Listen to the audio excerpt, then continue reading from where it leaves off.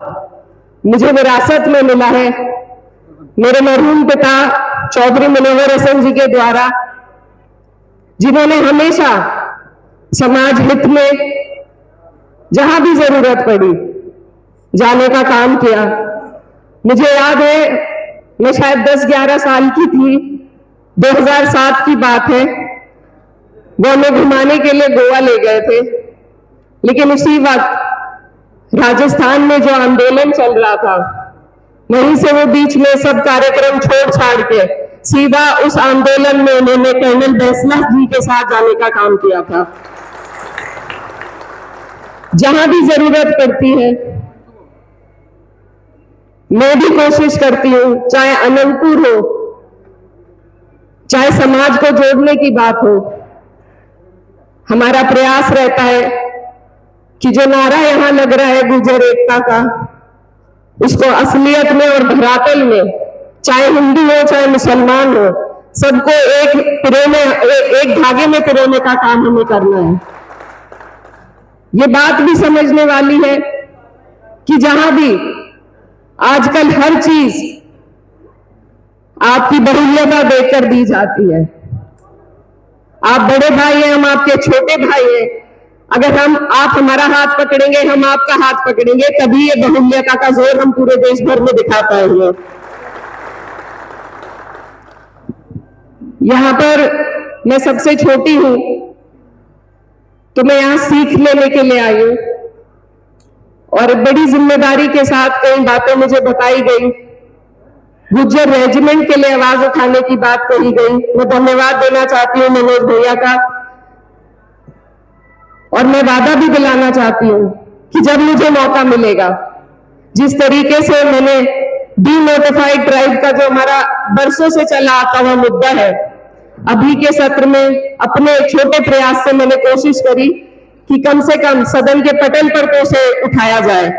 इसी तरीके से जो जो मांगे जिन पर हमारी जिम्मेदारी लगाई गई है, उनको उठाने का पूरी ईमानदारी से, पूरी निष्ठा के साथ मैं कार्य करूंगी, ये मैं आपको वादा दिलाना चाहती हूँ।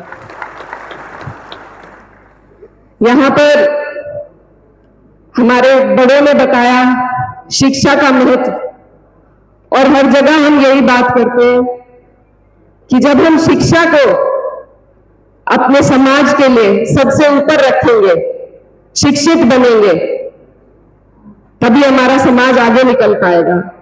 और शिक्षा के साथ साथ संस्कार की भी जरूरत है, क्योंकि वह व्यक्ति जो सिर्फ शिक्षित हो, न समाज से लगा हो, न समाज की जानकारी हो, वो हमारे लिए उस तरीके से समाज को नहीं बढ़ा सकता जैसे आप और हम सब यहां चाहते हैं। तो हमारे समाज की संस्कार हमें आगे बढ़ाने की, इतिहास को सिखाने की भी जरूरत है शिक्षा के साथ साथ। मैं एक बात और कहना चाहती हूं कि मैं यहां पर बहुत अकेला महसूस कर रही हूं, इसलिए नहीं कि मैं एक मुसलमान भी हूं, बल्कि इसलिए कि मैं यहां पर एक अकेली महिला हूं। हमारी बहनें, अगर हम उन्हें भी न सिर्फ शिक्षा में, न सिर्फ रोजगार में, बल्कि लीडरशिप में भी आगे लाएं, तो ये हमारे लिए बहुत जरूरी कार्य है।